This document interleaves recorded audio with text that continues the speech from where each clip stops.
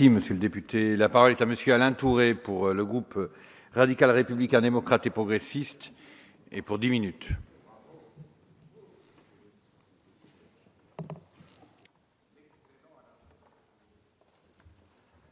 Monsieur le ministre, Monsieur le Président, Madame la rapporteure, il ne peut y avoir de démocratie que de démocratie exemplaire. Qui peut dire le contraire? Il ne peut y avoir de citoyenneté et donc d'accession au mandat public s'il y a condamnation. Qui peut affronter actuellement, dans le cadre des élections qui vont avoir lieu, les citoyens français s'il n'a pas une réponse à ceci? À partir de ce moment-là, il est nécessaire de voir à qui la proposition de loi est susceptible de s'appliquer.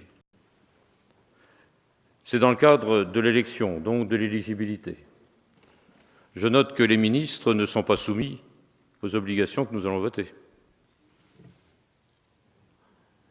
Monsieur le ministre, peut-être vous me répondrez de manière différente tout à l'heure. Mais puisque c'était dans le cadre d'une loi électorale, je constate que les ministres passent à travers. Deuxième chose, j'essaye de voir quelles sont les condamnations qui sont susceptibles d'être retenues pour qu'il y ait possibilité de participer à l'élection. C'est le fameux bulletin 1, bulletin 2, bulletin 3 du casier judiciaire. Le bulletin numéro 1, son usage est réservé à l'autorité judiciaire. Les condamnations pénales à compter de la contravention de 5e classe y figurent, ainsi que les compositions pénales exécutées, les incapacités, divers éléments issus de la vie familiale des personnes, de leur activité commerciale, de leur situation. Donc tout. Naturellement, ça peut paraître excessif, chacun peut très bien comprendre. Donc on essaye de voir entre le bulletin numéro 2 et le bulletin numéro 3. Le bulletin numéro 2 est destiné aux administrations, aux autorités militaires, aux employeurs. Dans le cadre d'une activité antérieure qui était la mienne, chaque fois que nous étions amenés à défendre un fonctionnaire ou quelqu'un qui appartenait à un service public ou même à une entreprise publique, on devait naturellement se battre sur l'inscription ou la non-inscription du bulletin numéro 2. Lorsqu'il y avait inscription au bulletin numéro 2, il n'y avait pas la possibilité d'exercer cette fonction. Ce sont donc des centaines de milliers de personnes qui, en France, ne peuvent exercer leur fonction du seul fait de la possibilité d'une inscription au bulletin numéro 2. Et tout cela ne s'appliquerait pas aux élus. Posons-nous cette question. Le bulletin numéro 3 est le seul extrait de casier judiciaire délivré sur demande de l'intéressé que peuvent solliciter les employeurs qui justifient d'un intérêt légitime à connaître les antécédents de leurs salariés.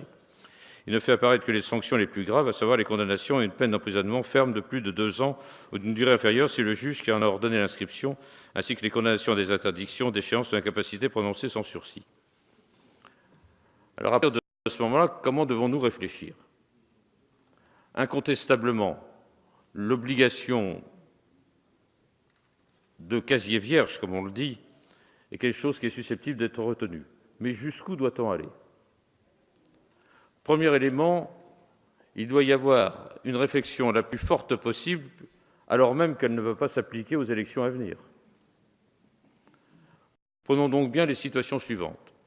Toute inscription au bulletin numéro 2 doit entraîner l'impossibilité de se présenter à une élection. Toute inscription. Puisque cette inscription est déjà soumise au fait qu'elle n'est pas automatique, mais que le juge a la possibilité d'exiger qu'elle n'apparaisse pas sur le bulletin numéro 2. Autrement dit, les choses sont simples. Chaque fois qu'il y a une inscription sur un bulletin numéro 2, il n'y a pas de possibilité de se présenter à une élection.